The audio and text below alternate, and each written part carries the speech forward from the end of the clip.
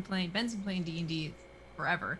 But I've been playing for maybe about 9 years. Wow, nice. Very Holy nice. cow. Matt was actually our dungeon master, and I haven't played in like about 20 years. Same thing with Dr. Goku. I I have haven't all of played my in like forever. second edition. We're up to like seventh edition, so it's been that long. But regardless, it was a blast, and throughout it, Matt actually led some guided relaxation and grounding techniques and breathing techniques to incorporate mental health into the D&D campaign. It was really cool and an awesome opportunity. So, It was fun. It was a lot of fun, actually. yes, it So was. cool. We just went live on that. Yeah, I can see us now. We are there.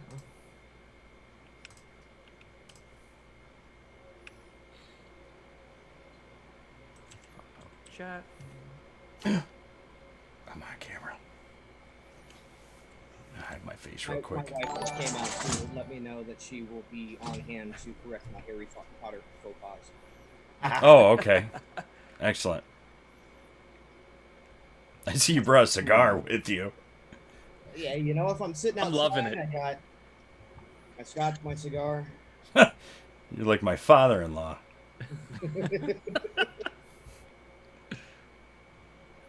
Anytime I see him, he's just like, "You want a cigar?" It's like, "No, I don't."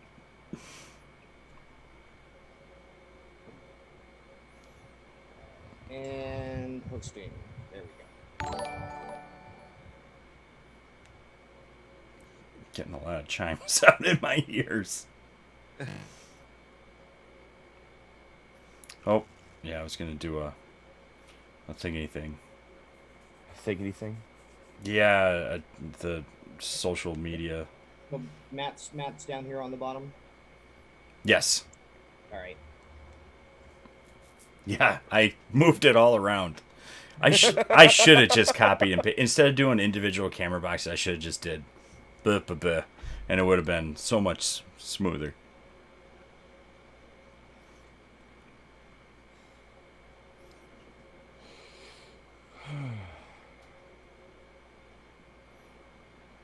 Long silence.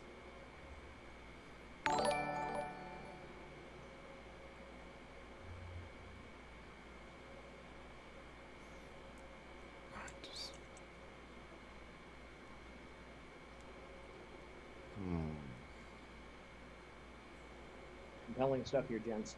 I know, I know. We'll peek behind the curtain.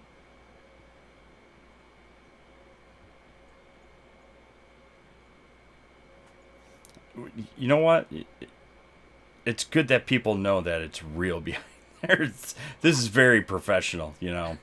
We are nothing but professionals at what we love to do. All right. Thank you again. Thank you everybody for hosting and checking it out. Does anybody have any questions on show notes or anything before we start rolling into it? I don't want to turn anybody into a pumpkin or anything. I don't see the show notes. Were they posted? Yeah, they were posted a week ago.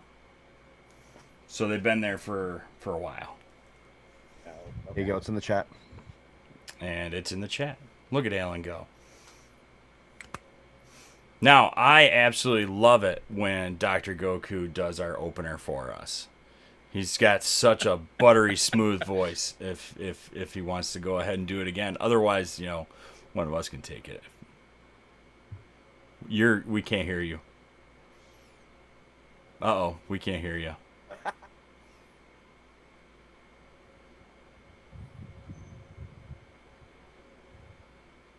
Nope. Was it one of my favorite bands, Jimmy Eat World? Every time they do a live show, they always say if it's something doesn't go wrong, it's not a show.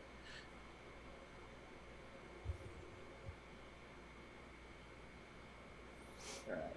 I got those pulled up. The funny thing is, Dr. Goku is usually the one that's always telling me how to fix stuff. Uh-huh.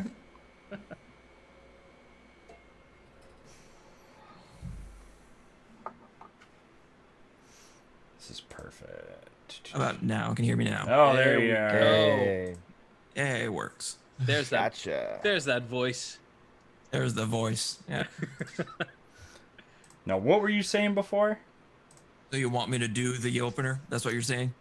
I would love for you to do it. I absolutely adore when you do the opener. And of course, I'll edit this out so nobody will hear it. Yeah. So no one's gonna know. Yep. All right. I gotta open up here. Do you want us to do a clap still, or? Yes, please. All right. So when everyone's ready, 1, 2, 3, and clap. That sounds good. Hello, and thank you for joining us once again for the Guardians MH podcast. I'm one of your hosts, Dr. Goku, and with me tonight is Joe, How you doing? Nate, Hello. Alan, Stop. and Matt. Hey. If you're joining us for the first time, Guardians MH is a 501c3 nonprofit focused on promoting mental health awareness throughout the gaming community and being a first step in assisting individuals with gathering meaningful resources in a safe and inclusive atmosphere. Our podcast is another way to normalize talking about mental health. It is a fusion between mental health topics and gaming. So tonight we have a very special episode focused on Harry Potter and specifically on Harry Potter therapy. So please welcome two of our guests, Mrs. Dr. Lupo and Dr. Janina Scarlet. How you doing? Hi. Hey. Hi. Go ahead, Doc. Thank you so much for joining the show tonight, Mrs. Dr. Lupo and Janina. It's always a pleasure to have you on the show. Thank you so much for having us. It's such a pleasure. Yeah, I'm excited. We will be nerding out on Harry Potter for the entire evening, and I cannot be happier.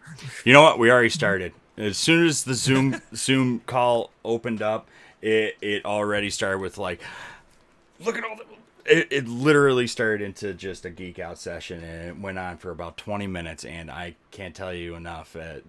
I'm just crazy excited for tonight, and thank you both for coming on and hanging out with us tonight. I mean, it's such an honor having both of you on, and Miss Lupo, like I was telling you earlier, a lot of us actually met in Destiny 1 doing raids and stuff through Destiny, but we've also have watched Ben stream all through Destiny 1 through trials and everything else, and just watching the whole family. We used to catch your streams also when you were also a host for Dad Tales podcast. Loved it every time you were on with them, and it's just so cool having you on and seeing, you know, all the wonderful things that you guys have been up to over the past couple years. I love hearing everybody's like origin stories about how they connect to our family, and it's just always it's fun. But I love when it comes from the Destiny community, because like that's family for us. So good to know. Been in the Destiny community since day one vanilla, and I play it every week, once or twice a week. And Dr. Goku's right there with me Saturday nights. I joined on the alpha, the PS4 alpha for Destiny 1. So I'm OG. Yeah, no Wow. kidding. I don't know how long when Ben started. I know he started streaming the second weekend of trials, but he was playing Destiny way before that, from the very beginning. But one of the things that I also love too is I'm a big guy, and when I start talking about like Harry Potter, I get like sideways glances, like, what? It's like, I'm a big nerd. It's always been known that you are a big Harry Potter fan. Yeah. It's very true. I was telling you earlier, you built like the actual Hogwarts Lego castle. Like, it's an epic thing. I can't believe you even built that. Like, I would have lost bricks. I would have had to get a second set, and just, you're a big fan of Harry Potter. I don't know what else to say. That's one of like the defining things about me. There's, you know, everyone has like their 3 or 4 like bullet points about who they are if they had to explain in 5 seconds, and that just is one of them. Yeah. And Dr. Scarlet here, is also a big fan of Harry Potter. I see her Slytherin blanket is right behind her, and also you have developed a therapy session, therapy of Harry Potter from the Harry Potter That's, universe, right? that's correct. I've She actually actually wrote the authored. book. Yeah, I've authored Harry Potter Therapy, an unauthorized self-help book from the restricted section. It is for Harry Potter fans by a Harry Potter fan, And and it is amazing. thank you, thank you. And actually, there's a research study that is now under review for publication from India about utilization of Harry Potter therapy to treat depression and boosting self-compassion in college-age students. Oh, you have Um, to send me that when it's done. I wow. will. Yeah, I nice. will. I Awesome. will. Thank you so much. And my goal is to make learning about mental health enjoyable and fun. And the way I see it, I think emotions are the source of our biggest magic, and repressing emotions actually can create an obscurus, and nobody wants that. And so I actually think that really pretty much all of us have this calling for exploring who we really are, and whether it's facing the dementors of our depression or the boggarts of our anxiety, I think understanding these monsters can actually help to find the root of our magic. I love the references that you just dropped right there. I use It's those amazing. references at least weekly or multiple times a week with my clients. And multiple of my clients have seen the book in my office and just asked me, well, what is that? Because I have the Harry Potter mug in my office. I have a different one than this one. And so they know I'm a big nerd. And I start to use these references and say, oh, where do you get those references? Well, they're from this book and the movies and everything else Harry Potter fandom. So kind of steer them that way. Well, it's great, and it's wonderful that you're able to, and it's not just with Harry Potter; it's other things that you can make reference to that people can relate to. It's from these sources, whether it be pop culture, books, literature, wherever it comes from. It brings it to that point where you'll get somebody's attention, like the mug, the book, and the references in your offices can get somebody's attention that might not have been engaged previously. Like, I'm here, I don't really want to talk to anybody. And it's like, oh, where'd you get that mug? Oh, it's a Harry Potter. Do you like Harry Potter? Oh, and that bridges that connection and starts to build that rapport between one another. And people tend to get more comfortable and start opening up. And then you start really having success, And Exactly. go ahead. I think a lot of people, unfortunately, were not taught to explore or name or understand their emotions. And so, because of that, many people who've been through child abuse, for example, the way that Harry Potter has, might have a really difficult time talking about what happened to them, and might have even been shamed for talking about their trauma experiences, but might have an easier time sharing what happened to them through a metaphor of fiction, and then draw parallels and understanding that they're no different than their favorite hero, and hopefully able to learn that what happened to them is essentially an origin story, and then it's up to that individual to then choose their own heroic path and become their own version of a hero in real life. Oh, I love Because that. throughout school, we're I love taught it. that the therapeutic relationship is 80% of the success you're going to have in therapy.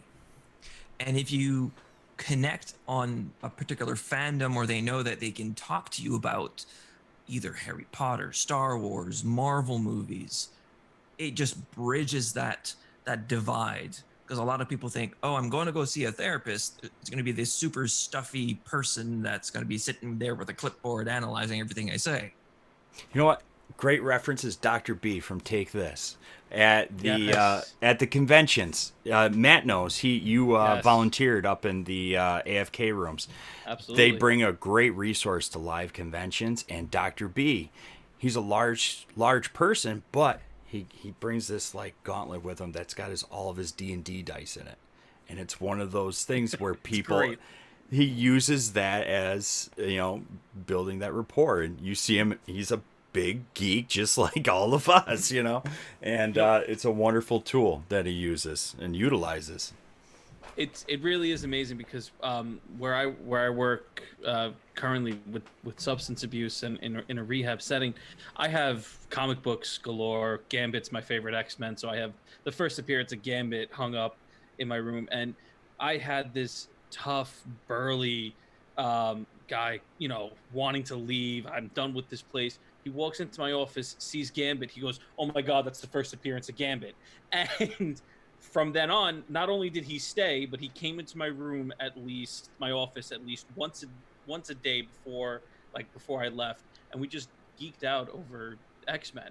And it was his connection to a reality. It was his connection to normalcy that kind of got him through the rehab, and hopefully he's still doing okay. But it's amazing how little things such as Harry Potter or other pop culture have such a huge impact on everybody.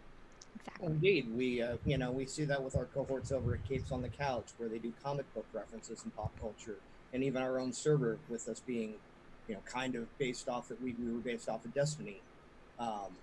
It's that bridge that connects people and gets the conversation started.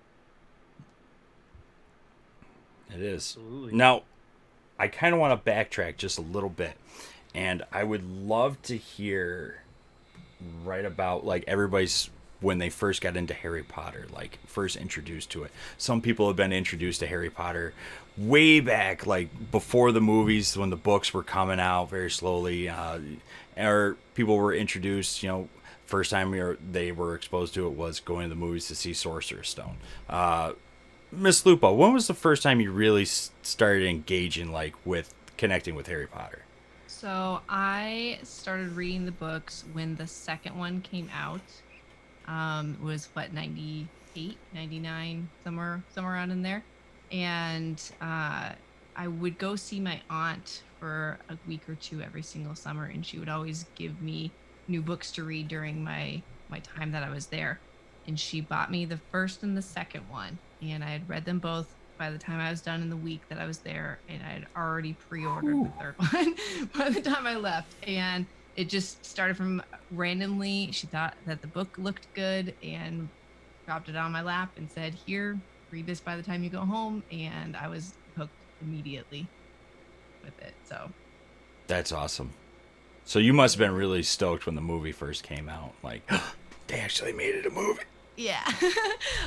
We've been like midnight movie people for every single Harry Potter movie, not fully dressed up, but repping the gear and stuff like that, with every single movie and also every single book. I didn't ever do any of the midnight book releases, but I was there like the next morning right when everything opened up, grabbing my book. Actually, for the 7th book, I was on a climbing trip in Yosemite with 2 of my friends, and I made them drive into the nearest town so I could get it the day that it released.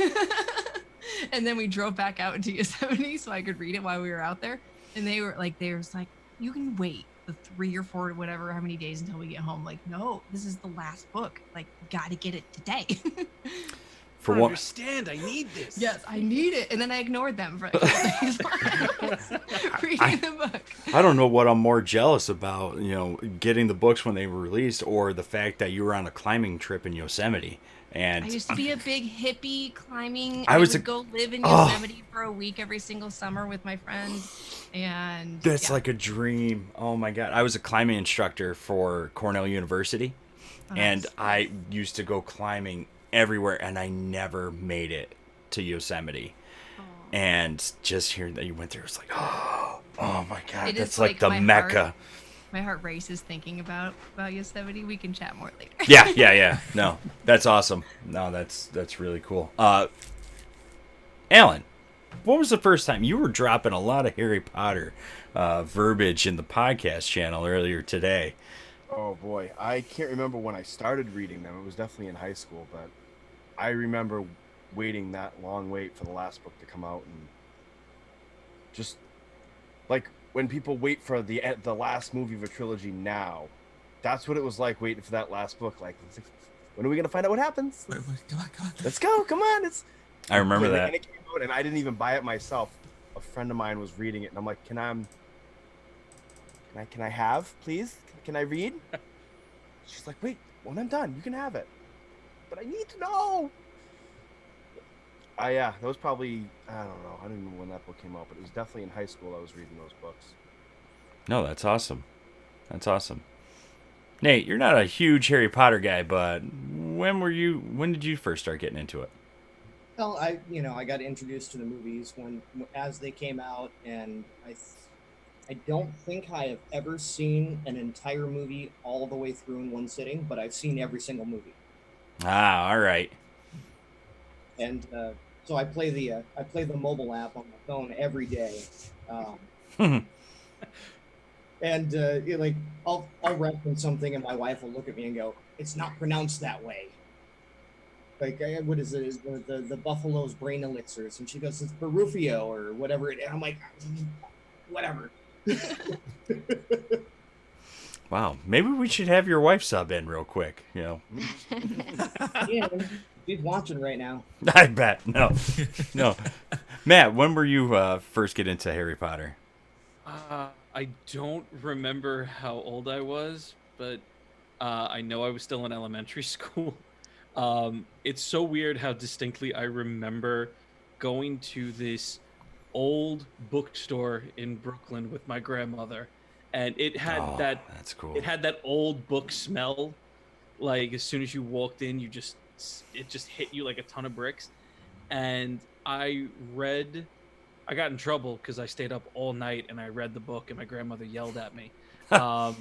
This is I'm Sorcerer's Stone, and I read the whole book so quickly, and then I looked at my grandmother. I was like, okay, we have to buy the next one, and my grandmother goes, well, it's not out yet. And I guess I was the pioneer for binging, I guess, in a sense, because I wanted the next one right away. And I just fell in love with it all the way through high school until it ended, books at least. It was just amazing. That's awesome.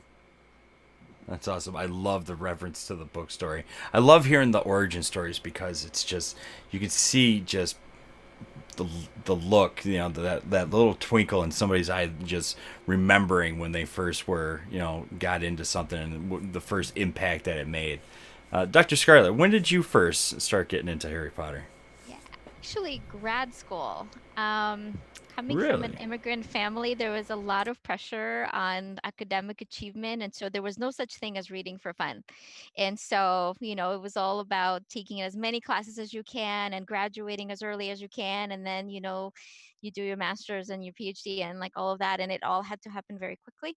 And so I was doing my dissertation. It was, my last year of graduate school.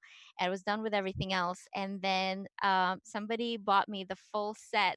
The last book had just come out, and somebody bought me the full set for my birthday.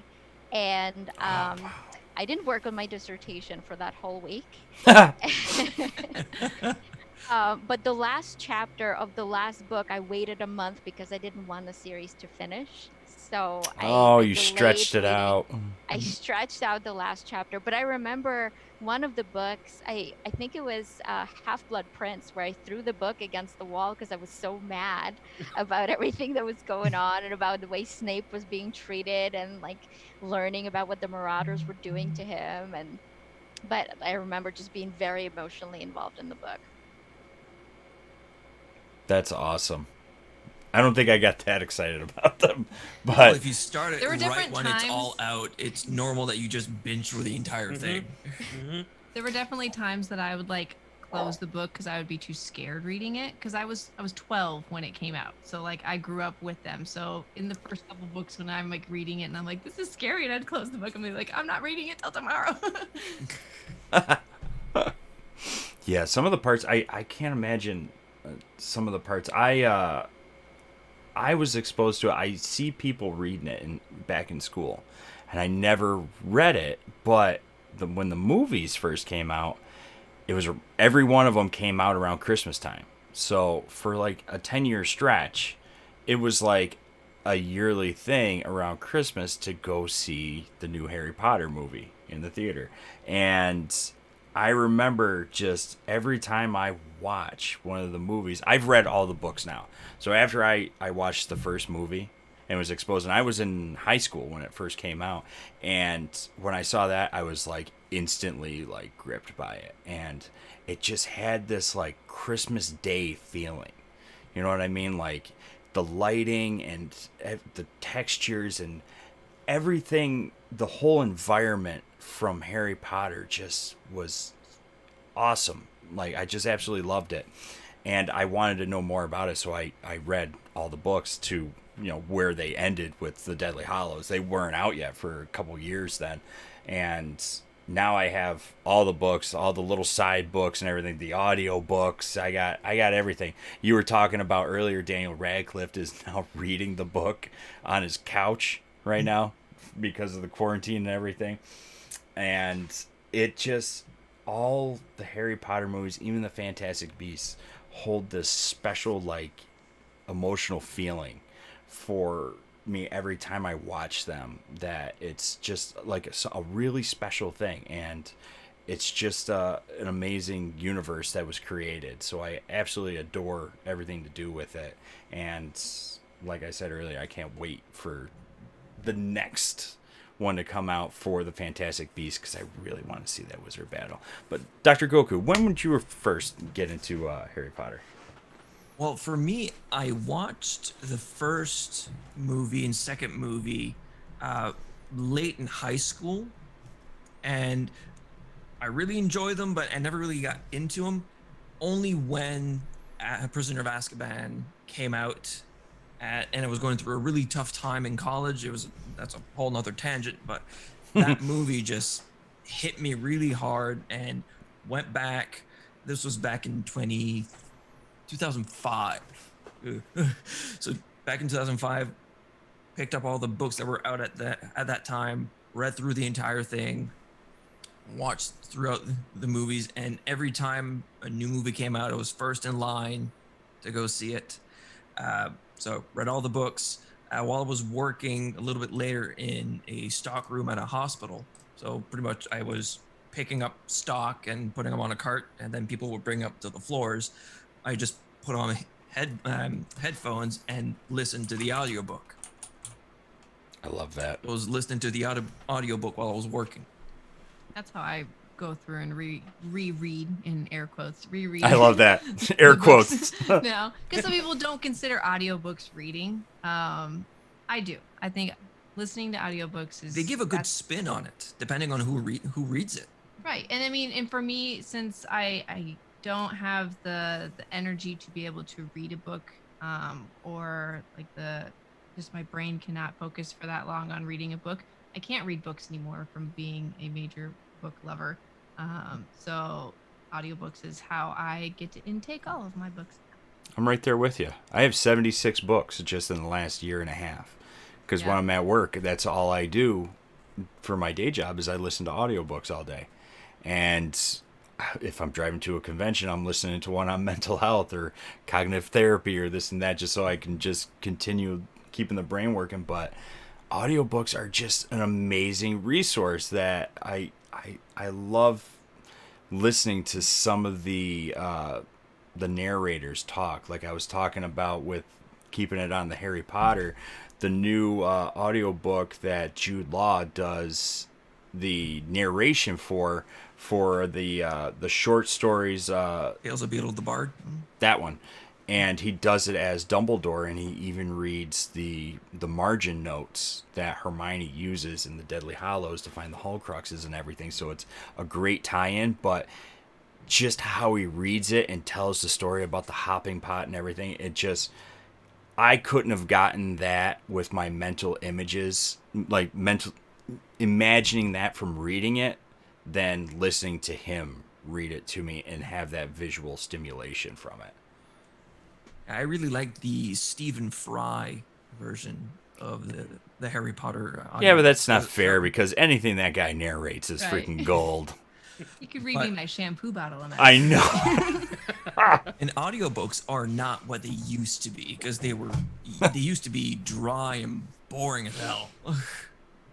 Yeah, Now some of them are super interesting. Oh yeah, absolutely. Some of them have full casts, so it's really cool listening to some audiobooks that just have 5, 6 different voice actors doing it. There's one I'll send you one later that you're gonna love it, and you're gonna listen to it like 3 or 4 times. It's not long, but you're gonna love it. It's hilarious. No, that's great, but I loved hearing everybody's origin and diving into it.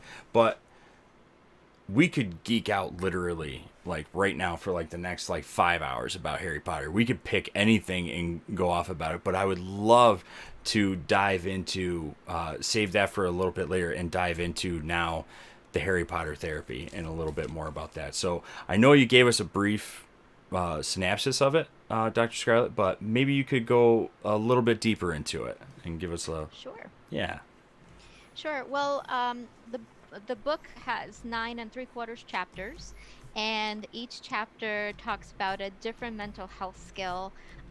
So, for example, learning not to suppress our magical potential actually talks about how emotional suppression doesn't work.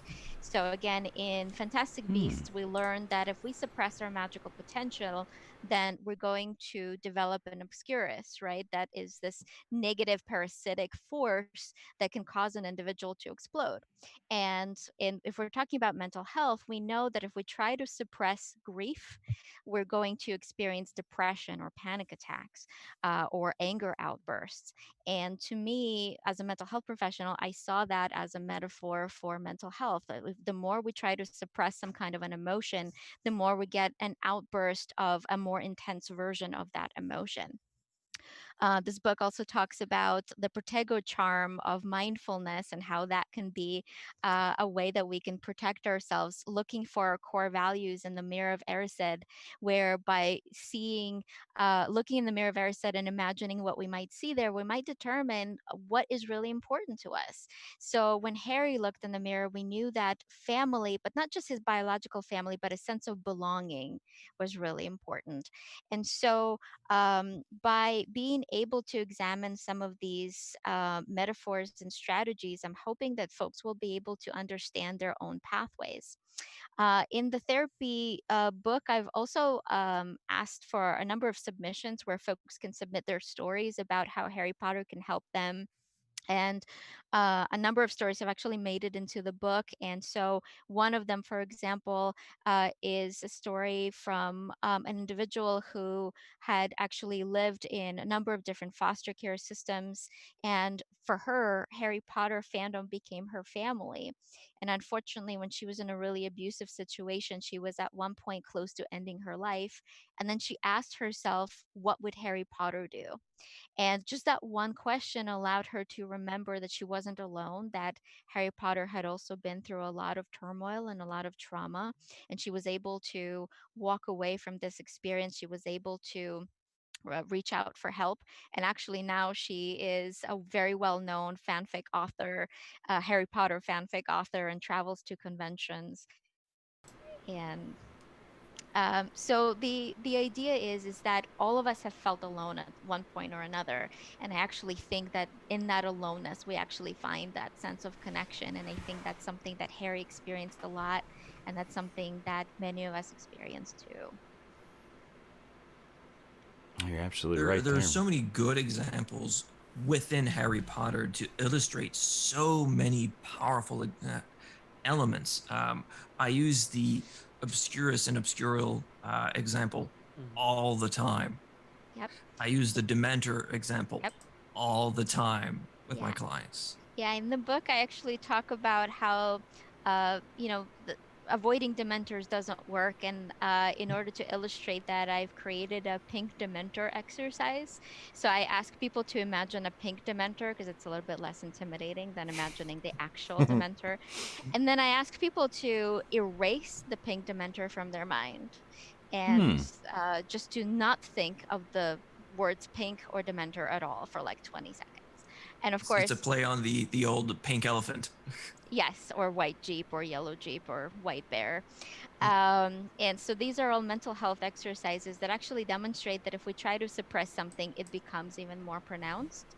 but the opposite happens if we purposely focus on it. So if we focus on the pink Dementor, eventually that image kind of fades away.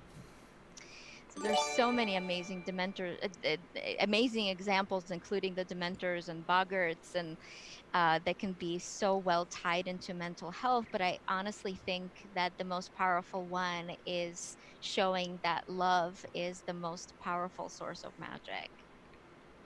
And one thing I liked about the book and within the fandom is love not necessarily just for others, but also for yourself. Yes. Yes, To exactly. know that you have worth.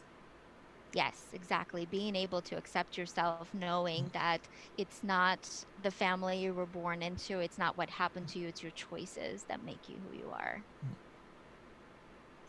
I absolutely love that. One thing I liked within the books and the movies is you see Harry at first as this person that everyone knows that had stopped Lord Voldemort, so the boy who lived.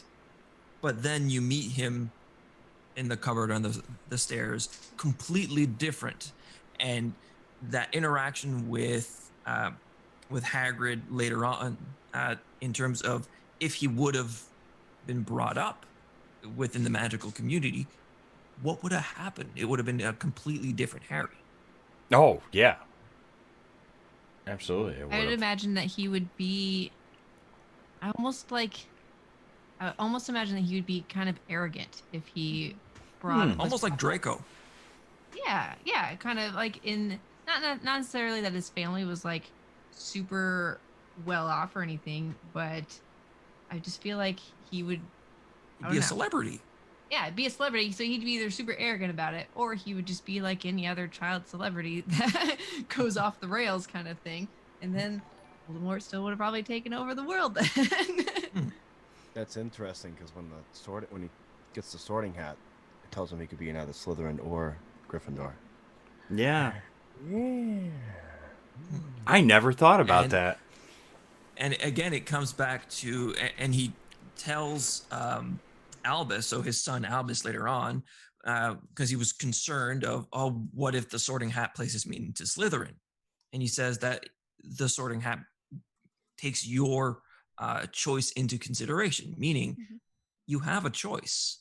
Mm-hmm. It doesn't mean that the house that you get sorted in defines who you are. You get to define who you are despite those things. There are heroes in every house, as we Mm-hmm. know.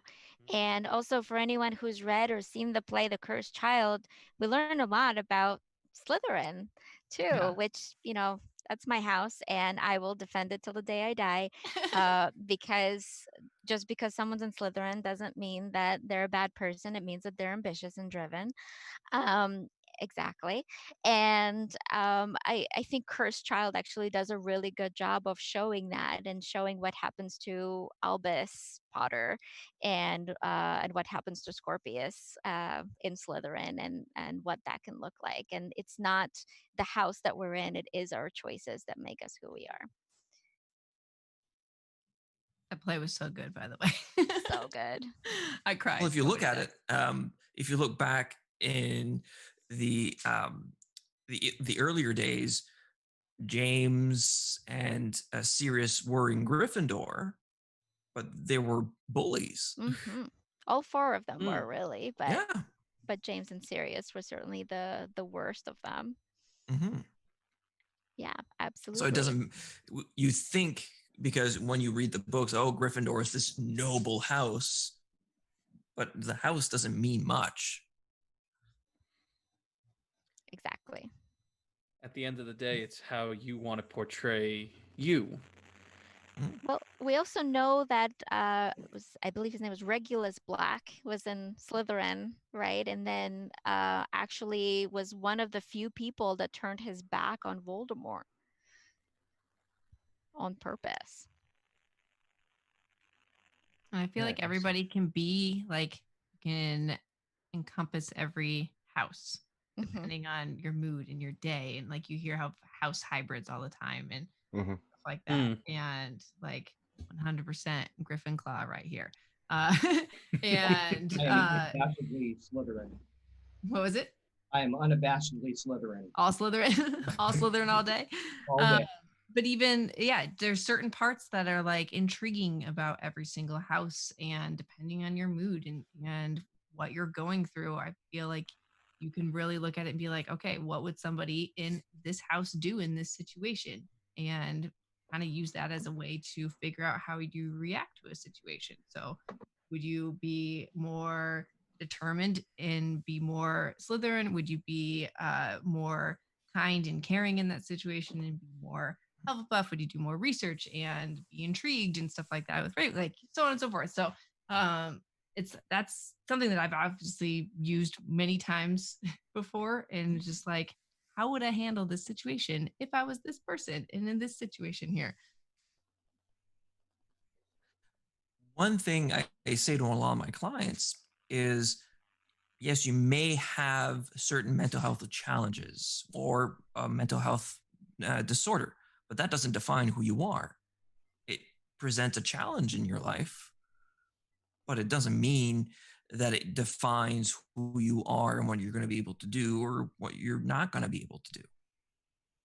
Because oftentimes people see these boxes as limitations for their lives just because they grew up in a certain part of town or they come from a certain family or a certain ethnicity. They kind of have that idea that, well, my path is set.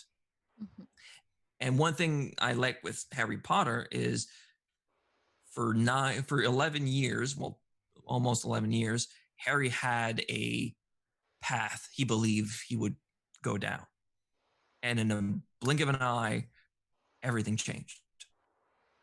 Mhm. And he was greeted with that choice, his ability to make his own destiny and carve his own path. Well, and all throughout Hogwarts, there were so many choices that he made. He made a choice to choose Ron's friendship over Draco's on the Mhm. very first day before the sorting ceremony even took place. That was a Mhm. choice that he made.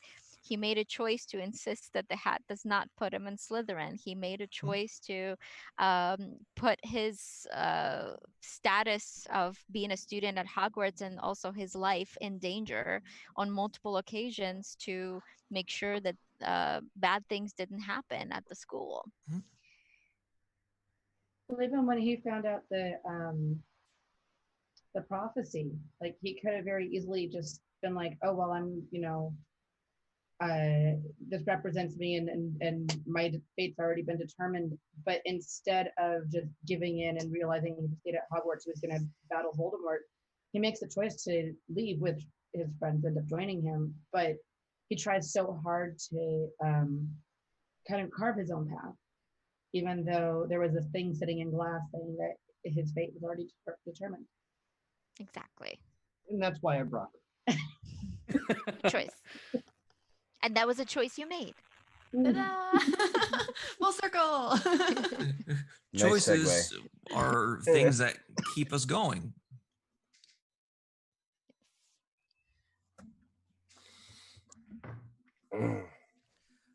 But I just loved the Harry Potter book, well, the therapy book, and again, my clients love it because they get to take some of the concepts that I teach and kind of spin them around in a different way. Because what you talk about in the manual is all evidence-based practices, just with that spin of Harry Potter fandom. Thank you. And that can be applied into any fandom, really, if you can just find the example. Right. Thank you. I really appreciate that. It is so amazing as everybody is kind of talking in bits and pieces. Every single aspect of Harry Potter is flooding back to my mind. But what I think is interesting, and especially in a therapeutic sense, is I'm going back to my childhood. And Mrs. Dr. Lupo, you said it before, you grew up with these characters. And I feel the exact same way. It was the challenges, it was the struggles, it was the social structure of Hogwarts mimicked, and it was supposed to mimic that of a high school. And as I was growing up and living through high school, it was almost as I followed them, and it helped in a lot of different scenarios, but it also showed, I think too, no matter how big the problem is, you can always beat it. You, the, it was always this, I don't know, like you got the typical incredibly low points where everything was hopeless, but then either a choice was made or somebody took a different approach or an action, and the whole thing was better. And it's just so amazing. I'm having my own moment right now, but we'll talk about that later, or I'll talk about that later with my own therapist. But it's so, it really is. It's so amazing how powerful all of this stuff is, because I'm flashing back to my childhood. No, that's I was, great. I'm the same age as Harry. Like, so when the first book dropped, I was 11 and I was too cool to read. So I actually didn't read any of them till I was an adult, but I teach middle school. So it's kind of helped me to keep in touch with that part of myself, to remind me that, you know, middle school stuff, it's really hard, and keeps me kind of focused on all the things I need to work on with my students, that they are figuring out who they are and where they belong in this world, just like Harry did throughout his tenure there. And I'm hoping none of my students have to go through a battle at Hogwarts, but I'm hoping that I can prepare them like, you know, Dumbledore did for Harry, and Snape in his own way. Well, I think in a lot of ways we're kind of going through that battle of Hogwarts right now. There's a universal pandemic going on, and I think that this is our own version of the Death Eaters going on. And, you know, the 7 billion of us now, 7 billion of us magical people are now standing together and fighting this one monster. We all have a role to play, you know, we all have a way that we need to support one another and be present at this time for each other in different ways. And, you know, and that's the only way that we're going to win. Of course, there are going to be casualties, just like during the Battle of Hogwarts. But, you know, when we all work together, then we can defeat this monster too. I love that. And you're absolutely right. That's how we're going to be able to pull through. This is working together, just like everything, you know. Working together, we will get through this. And I love that reference that you put right there. It's, God, I love this so much. This is just awesome. We are Dumbledore's army right now. Basically, yeah. Yep. Now, does everybody have like a favorite house that they like? Or is everybody done? I see Dr. Scarlet is pointing to the back. Gryffindor. Oh, hold on. Gryffindor for me as well. I'm with Alan. I'm a Ravenclaw myself. How we ever got married, I don't know. I'm pretty sure Opposites attract, you know. Right. That's opposite for us though.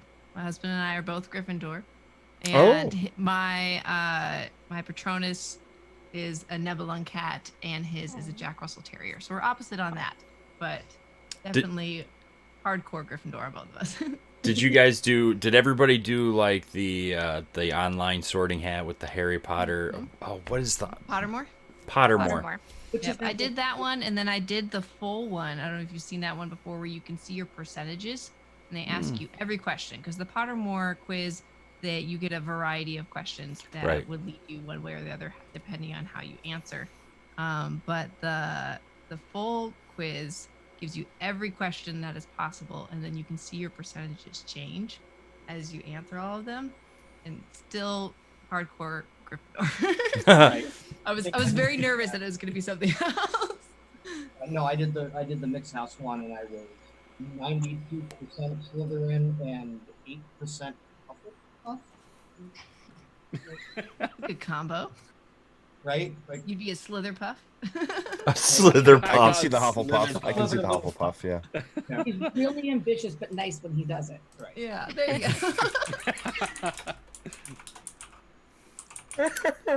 I got Gryffindor. My wife and I did Pottermore, and I was picked for Gryffindor, and my wife is actually Hufflepuff, which is very surprising to me. And our 11-year-old daughter is Slytherin. So I don't know what that says. She's, I love her to death, but it was very surprising that she got Slytherin. But ever since we did that, our 11-year-old like has really gotten into Harry Potter. Before she was very kind of, I like the one with the dragons, whichever one that is, and she was very nonchalant about it. And ever since we did the Pottermore, she's more engaged with everything Harry Potter because she's very excited about the Slytherin house. They're like, ooh, this one's got the Chamber of Secrets. This is the Slytherin house. This is so cool. And she's just it's just so cool that, something is as neat as that is being picked from the Sorting Hat and being placed in a house can bring that level of engagement to somebody and make them excited about the franchises and every facet about the movies. And she's listening to the audiobooks right now herself. Of course, she doesn't want to sit there and read through all the books. She's doing different reading right now for school, but while she's playing a game, she's listening to the Harry Potter ones because she has my Amazon account, which is Audible, tied to it, and she sees I'm listening to it, so she's listening to it. So it kind of goes back and forth. Like, she'll just, what are you listening to? How's that book? It's pretty good. I'm listening to it too. I like this part. And it's like, okay, hon, I love you too. No, but Can't wait to share that with my son. Like he's 4.5, so obviously way too young to really know what anything is about. He just likes that there's wands, and he only knows Wingardium Leviosa, so he walks around and just like does that on everything. We have the Cano coding wand, so he does that kind of stuff, and he likes pygmy puffs, and then he's like, I don't like anything else, Harry Potter, Mom. And I ultimately I have the illustrated versions. I don't want to start reading them though until I think that he can actually understand and embrace it. Maybe that's like 7, 8 years old or something like that. And then he can slowly grow up with them with the different books. But I just I really hope that he likes it. I don't want to force it on him. But I really hope that he likes it because it definitely is something that obviously is so near and dear to my heart. And he likes Star Wars like Daddy does. So he like Harry Potter like me. I think he'll get there. I honestly do. Yeah. For me, it's a Star seasonal Wars, thing. It's flashy and cool at a younger age. And spaceships. Spaceships, lightsabers. Come on. You can't beat that. Blowing up Death Stars. Yeah, multiple ones. But when they get older, because my son's 2.5, and I can't wait to show him Harry Potter and Star Wars. But I'm still debating on. I still have some time to figure it out. If I'm just going to read him the standard editions, or if we could go the illustrated enhanced editions on tablets, because they have the moving, the animated parts, and you can kind of see some of the things that they talk about. I'm still kind of which one am I gonna choose? So the tablet version, there's actually like animation to the pages. Yeah. Mm-hmm. Really? That's cool. Yeah. Every page, That's like, really is there cool. animation for when you flip a page? Not every page. So it's through iPad. It's through the iBooks. So the Apple books, and every time you go over the page will kind of turn, type of thing. And when they come to a part with a golden snitch, so you'll have the snitch, and it'll kind of float around the screen a little bit. That's That'd cool. be so cool. That is cool. Okay. She's sold. Someone's adding it Yep. to their- Yep. Yeah, I'm like, okay. You wrote it down too, didn't Too you? expensive either. Well, now I need an iDevice too. Shoot. Yeah. Become an expensive Likewise. podcast. I'll probably start with all the regular books because I still have, I think, the first 6 in paperback somewhere in my house. I'll probably I start. like the idea of teaching them just a book, not just a tablet that is technology, but an actual physical book. Mm. Mm. And not making it like a big show, because the story itself should be able to be the thing Yeah. that pulls Mhm. them in, Mm. not like And let him flashy. use his imagination to figure out what it That's is. why I like the illustrated versions, because there's not pictures on every page. It's like what, every 4 or 5 pages there's a little picture of like a scene or something like that that you can kind of use with kids to maybe they're not thinking big enough, and then they see that picture and then they're like, oh wait, like this is way more intense than I thought it was, and it can kind of help with their imagination too. So Because one thing for me that I think it took away from the immersion is I read the books after I saw the first 3 or 4 movies. so you So saw for Daniel me, Radcliffe in your head the whole time. it was Daniel Radcliffe, and it was that was my scene. So Hogwarts was in the movies, so I had that picture in my mind. I couldn't let my imagination go and figured it out. I always hate that when you watch a movie and it doesn't match up with your own image of that character. It drives me crazy every time that happens. I was the one guy who, for a long time, boycotted the movies. I Hey, was pal. that guy that was like, Thanks no, for the the books are raid, bud. better. The books are better. I'm not doing it. I still do it with The Walking Dead, but that's a different story. And it was because I knew, and rightfully so, the movie couldn't, for me, the little parts, the little scenes, the little um, bits of story in the book that I loved so much, I knew was not going to be there.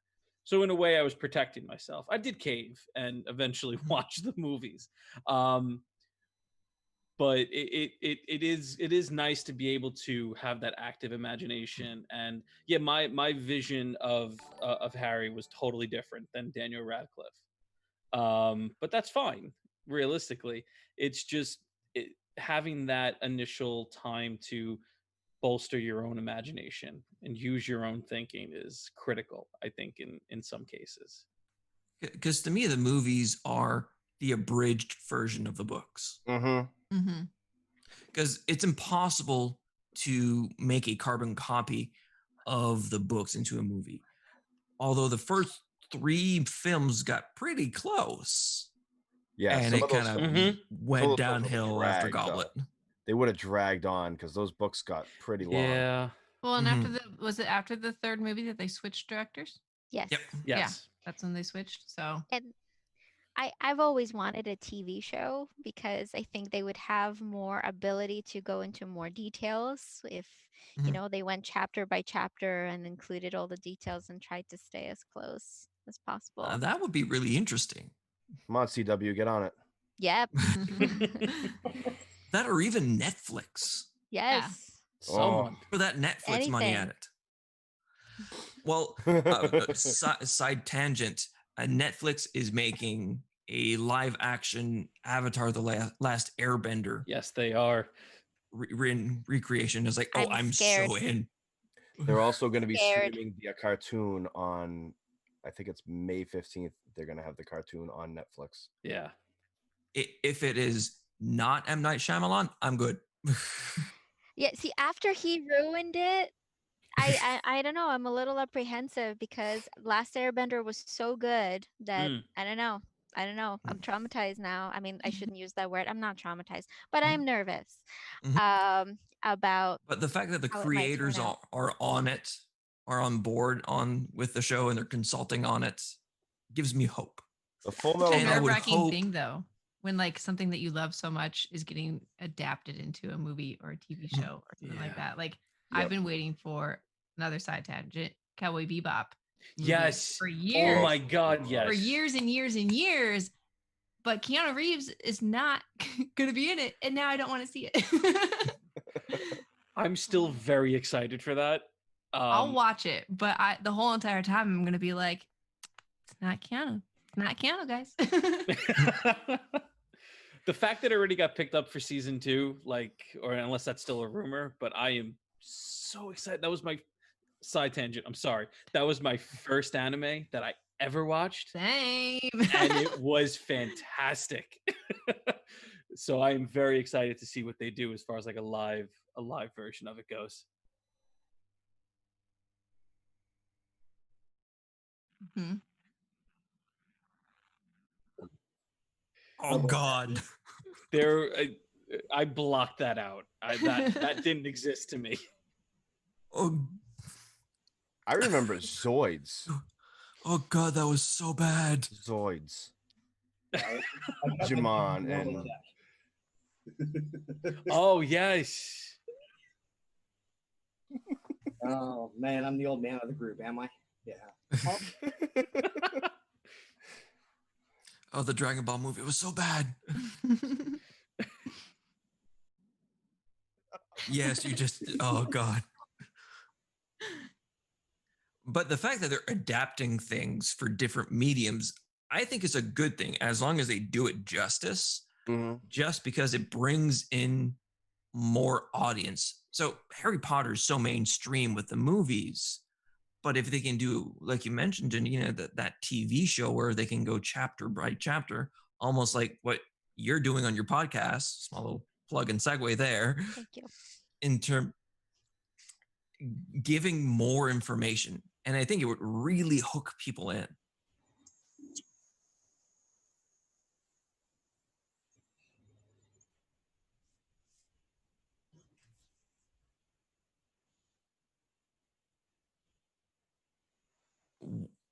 Mhm. Areas and Aura.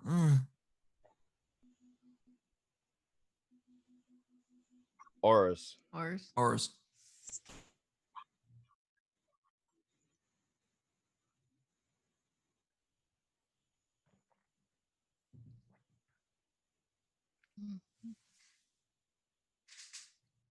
Mm. Mm-hmm.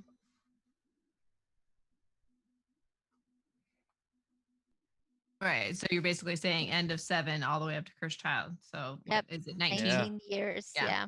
I was gonna Yeah. say Once Upon a Time style, but Yep. And I still want to see something about El Ramone. Like, it'd be great if there was a full TV show based on El Ramone and we can learn more about, American School of Magic and what that's like. And I want to see Queenie's life and her going to school. Yeah. It's the expanded universe. Yes. Almost like I have. almost like what they did with Star Wars with what is now Legends. Yeah. They're just expanding everything. And I know Disney just is pushing everything Star Wars now, but there's so many good adaptations. Clone Wars just finished. Yes. And it was so good. So good. So it just finished up and just tied into the end of episodes 3 and then hobbled over into Star Wars Rebels. Which, I know that some people disagree, and that's fine. That's why we are all fans and we can disagree with one another. But for me, Rebels is my favorite Star Wars thing ever. I like it better. Rebels was amazing. Thank you. I like it better than the movies, and I'm not ashamed to say it. The movies were great, but I love Rebels. I just think it's so well done. The character development, the story arc, it's amazing. And it actually, I think, shows the core of what that war was about and what the rebellion stood for, and then goes right into Rogue One, which shows everything that the rebels sacrificed, which is one of my favorite Star Wars movies. And again, to continue on that tangent, Star Wars Fallen Order, the video game that came out in November, is so good. And I think they announced that they're doing multiple sequels for the game. I just downloaded it yesterday. I cannot wait to play it. It is amazing. Star Wars is everywhere. I mean, Star Wars is in Fortnite. Like, is it really? It's yes. Oh yeah. Oh yeah. J.J. Yeah. Abrams got to call Ben, and I was so jealous. But he Seriously? Did, like, yeah. He did a whole event, in-game event in Fortnite, and they had lightsabers, and and you were able to dress up as the skins of different characters, and it was. I remember really that. That's neat. Crossover. It wasn't too long ago. I think it's still on, actually, because they did it for May the 4th, if I remember correctly. They're retiring the whole series soon. But was it maybe in the fall that they did everything? What was Ben's skin? Who'd he pick to dress up as? he owns every single one basically. I don't remember, but you're able to pick your lightsaber to vote for something in the game. And I can't remember what color that he picked, but yeah, he I was. think he went purple. Purple is what I would pick. Right. Me too. Yeah. Maze I'm a Windu. yellow. How come Yeah, Fortnite hasn't adapted anything Harry Potter yet? Yeah, unfortunately, the stream lagged out on his. I think I followed Tim's view of it, but yeah, I think he went purple. It's just amazing. Like I've been trying to convince the wife here that they're following the Clone Wars and Rebels, but they're animated and just They are amazing. So good. So good. So Right? good. The licensing though for Harry Potter is so difficult to get into use. So we have a friend of ours on Twitch that he was wanting once all the quarantine and everything started, he was wanting to read the Harry Potter books. And he has an amazing voice and does he does a lot of the GTA RPG. So he can switch voices really, really well. And he emailed them and was like, "Hey, I have this idea. I don't want anything from you other than just don't like sue me. Right. Can I read it?" And they denied it because it wasn't an educational situation. So it's super hard to get licensing rights for Harry Potter stuff. Which is surprising because it's literally like saturated everywhere. Yeah. But for smaller things like that, I don't know, maybe Fortnite just hasn't gone that direction yet, but they totally should. And there hasn't been a Harry Potter video game in a while. Well, a I new know one dropped. Lego came out with some not too They're so long good. ago, but there was the original games back on PC that were really good, and then there was a Wii version that was actually pretty cool because you were able to use the Wiimote and kind of cast spells by using the Wiimote. Now there's like the Mystery of Hogwarts, I There's believe. 2 phone games. Yeah. One's basically Pokemon Go, but Harry Potter skinned. And there's the Mystery at Hogwarts, and then there's the Cano coding wand, where you can actually code, like learn how to code on the computer and make spells and stuff like that. So That's awesome. I really want a full-fledged Harry Potter RPG. Am I going crazy? Wasn't there a leak or wasn't there something? they're talking about doing like an MMO, RPG type style of it. It's kind of gone silent for a while, but like the cool thing though is that everybody is taking inspiration from that and making their own thing, which is neat because everyone looks at it and they're like, "Oh, that's like Harry Potter," and it ties you back in because Stardew Valley, the people that make Stardew Valley, Chucklefish, they are doing a magical version that mimics Harry Potter as well. So I'm super excited for that. Me too. Everything Stardew Valley, I'm excited for. When I was out in Boston for PAX East, I went to a Twitch dev event, and one of the people from Stardew Valley was there doing a presentation of an integration they're doing with Twitch, where the chat gets to like vote on the weather patterns and everything in the game, and the incorporations and integrations that they're doing with the game and the coding and everything made my eyes cross. But it's just so cool, and I love that game so much. So hearing that they're adapting something like that into Stardew Valley, I'm psyched. Look on Chucklefish's Twitter set sometime because it's so good. Like all the pictures and screenshots that they're sharing from it looks amazing. But even like The Sims just came out of with Realm of Magic recently, and it was very hinted at Harry Potter and stuff too. So, but I think this. I think it was it EA that had the rights, or was it just WB? EA had it for a little bit. And then I know the original 2 PC games, I know they were more like a 3D platformer. Were amazing for what they were, and then they kind of switched styles and went kind of super realistic. But the fact that you could explore Hogwarts, and not the Hogwarts in the movies, but the Hogwarts in the books, where you would get surprised by Peeves. I'm just so sad they didn't put Peeves in the movie. I really wish they would have done more with the the ghosts and stuff like that, Hmm. because that was some of my favorite stuff. And they And actually that's filmed a few scenes with Peeves, but then cut them out, didn't they? really. I think Oh, so. That's but I upsetting. think it would have been hard to kind of do the recurrence, and that's why when you mentioned having a TV show would be able to flesh it out more. So you're taking a 2-hour movie and then maybe doing 25 like 13 episodes. 1-hour episodes. Yeah. So you're doing like 2 hours rather to 13, so you can do a lot more. Watch, you'll see this fall. It announced for 2022.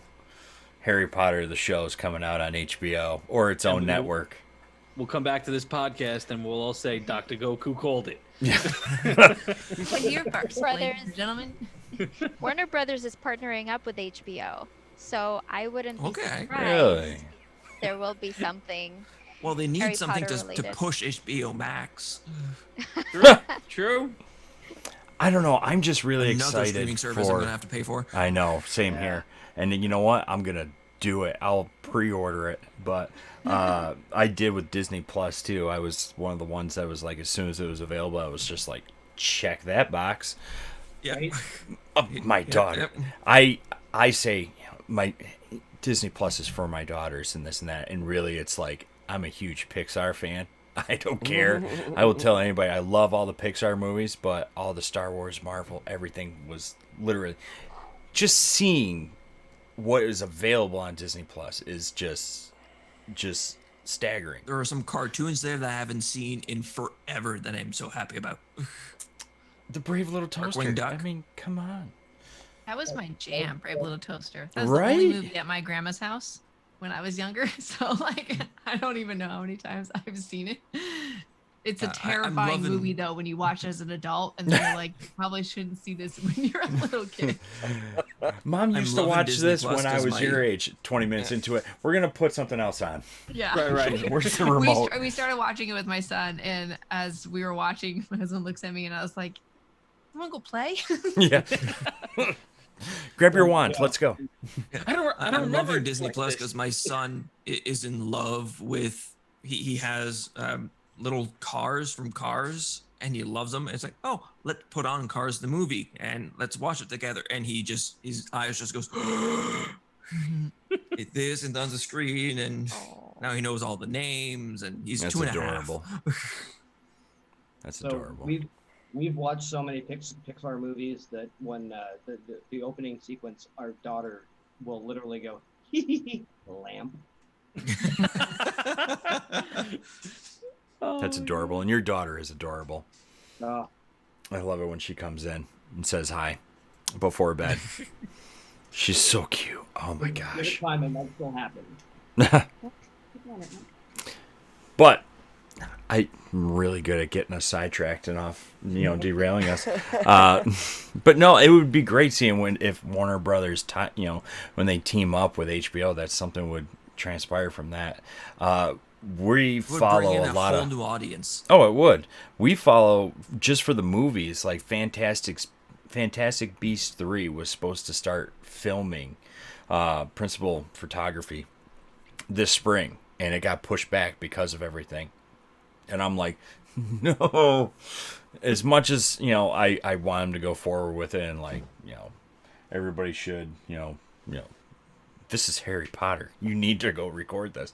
I understand, and take as much time as you need, and I wish everybody would be healthy, but just the fact that they're working on putting the third movie together, because the second Fantastic Beast movie left with such a cliffhanger, and it was just like, now Dumbledore's bracelet, the thing is locked, the promise is gone, and now he can go after, and join the battle and everything. And it's like, this, if you looked into the history of Harry Potter prior to Harry Potter, the Dumbledore fight is like with I'm gonna butcher his name. How do you pronounce it? Grindelwald? Grindelwald. I always say Grendel, but I always mistaken it with Beowulf, the monster from Beowulf. Yeah. Grendel. I always do that. I'll edit that out. You'll never know. But Magic of editing. yes, Tricky. I am tricky with the editing. But no, it's just one of the best battles that before Harry Potter and Voldemort fought. I just want to see that so bad. And I said it earlier. I really hope it doesn't go five movies long for the Fantastic Beasts. But if it does, I'm gonna watch every single one. I'm just gonna be like biting my nails off, going, when is this fight gonna happen?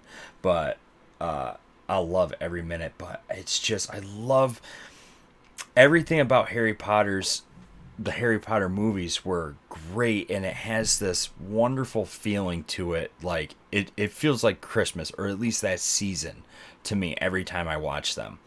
It's got a warm feeling no matter what's going on. It's just watching those and reliving watching it for the first time in the theater was around Christmas every single time. That even Fantastic Beast has painted even more of a picture, with this universe. Oh, and there's the baby. She had to go. Look at her, she's so cute. We have our own Charlie. Yeah. Good. Everyone needs a Charlie. Right. Hi, baby. That's my Charlotte. Hi. So She cute. goes to mommy. And she got shy. And the little PJs. I absolutely love it. No. Thank you, Nate, for breaking her. Sorry, it happens. You know what? It's not a recording if she doesn't make an appearance and say hi. Exactly. But we could actually, I know we could go on and continue talking about Harry Potter and all sorts of fandom. But let's start wrapping it up. And before we do, Dr. Scarlet, you want to tell us a little bit about Harry Potter Therapy Podcast and what you Sure. talk about on there and where people can find that? Thank you. Thank you so much for asking that. So, my partner and I have two podcasts, and one of them is Harry Potter Therapy, where we go chapter by chapter by looking at the mental health and psychology lessons that we can find in each chapter of the Harry Potter books. We're almost done with the Chamber of Secrets currently. And then we also have another podcast, Superhero Therapy, and we recently had Chris Rankin on our podcast, who plays Percy Weasley in the Harry Potter You're series. kidding. Talking about how we can face the pandemic as if we were at Hogwarts. So how can we kind of find the magic even during these really difficult times? So that the Chris Rankin episode is available on the Superhero Therapy podcast, and then Harry Potter Therapy podcast is again, as I mentioned, chapter by chapter psychological analysis of the book series. That is amazing. Thank you. Amazing. And where can people find it? Pretty much anywhere you would download podcasts. So whether it's iTunes or Stitcher, Pandora, pretty much anywhere where you would listen to a podcast. Awesome. So it's everywhere. Wherever your favorite podcast app is, you can grab that, and I suggest grabbing it and listening to it. It is 'cause- amazing. Yeah. And Dr. Goku, you actually took the superhero theory or superhero therapy class with Dr. Scarlet, right? Yeah, I did that last year, and it was amazing. And I was actually using certain elements of it, just not in the condensed form that you had taught prior to. And now it's kind of become my niche. He loves name dropping it. Any opportunity he gets to utilize it, he loves to. We'll be playing a video game. We'll be playing Destiny and something, and he'll be like, "You know what this reminds me of?" And then he'll go into it. No, but it's very I'm flattering. just that much of a nerd. Oh, that's great. Well, where can people find more things about you and things you're up to and keep up to date? Are you asking me? Yes. So you can follow me on Twitter at ShadowQuill, or I'm on Instagram, Dr. Janina Scarlet Official. My website is superhero-therapy.com. Awesome. And thank you so much for coming on with us tonight and chatting about Harry Potter therapy and giving us a little peek inside of it. We actually will be dropping a link in the show notes and everything where people can pick up a copy of the book and everything. I'm gonna try and get mine signed somehow. We'll see how we can work that out. We're gonna I would we're gonna love do that, and something. thank you. She's not too far away from me. Oh, really? Well, we'll have to arrange that. Thank you so much for having me on the show. Yeah, no problem. Thank you so much for joining. It's always a pleasure to have you on. Thank you. It is. It's a blast every single time. Miss Lupo, thank you so much for coming on with us and chatting. I mean, it's such an honor and so cool having you on and finally getting to say hi. And I feel weird calling you Miss Lupo. I just want to call you Sam every time. You can. But okay, cool. Yeah. All right, thank you. Call me when you need to. All right. Where can people find more stuff with you? Keep up to date and your streams. And are you going to be building anything awesome Lego in the future? I have 3 or 4 sets that I still need to build, plus all the ones that are coming out this summer. So I'll be doing a lot of Lego building. But you can find me on Twitch, Twitter, and Instagram at Mrs. Dr. Lupo. That's awesome. Very Are you gonna be streaming any of the builds? Oh yeah, I don't think I've built any of them off stream. I think they've all been built on stream, including the Hogwarts Castle. Really? I didn't know that. Yeah. The shameless plug. I have a really lame YouTube channel that has like barely any. Shameless But plug. there's a time lapse. There's a time lapse of me building the Harry Potter Lego castle. It took me 36 and a half hours over streams and everything. So obviously like streams you're building and talking and building and Right. talking. So it could have been way less. But yeah, 36 and a half hours over maybe like That's a 4 long or build. 5 streams. Yeah. That I did it. So I would like carry it out to my dining room table and then carry it back into my into my office and bring it back out and never dropped it. Not a piece lost. We're all good. Knock on wood. Yeah, Gotta exactly. get some furniture Yeah. dollies. That's Ooh, awesome. Not a bad idea. What was that idea? Get some furniture dollies. Build it. Put a piece of plywood down. Then you could just roll it back and forth. You don't have to worry about picking it up. Yeah. Well, Like it's a not too big, honestly. Like, it splits. It can easily split into 2, and it's very high up on a shelf though, so I have to stand on a step ladder to get it down.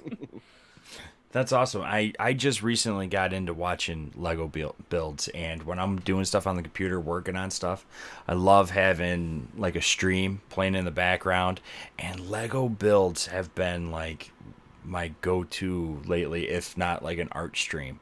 Like I love watching Young Con because it's just such a very positive and chill atmosphere. So watching, actually Jay Muse actually does Lego builds quite often, and his are, I don't know where he gets these Lego kits, but these things are absolutely insane. And one night he showed me like this entire village that he built, and it's thrown. His office looks like a bomb hit it, and he's got pieces of it all over the place, but he's got like an entire city block they put together, and like the ATMs even work.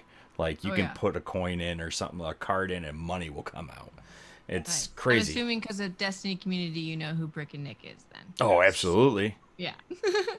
I did. You can see in the camera, there's his Brickmasters trophy from last season that I participated in.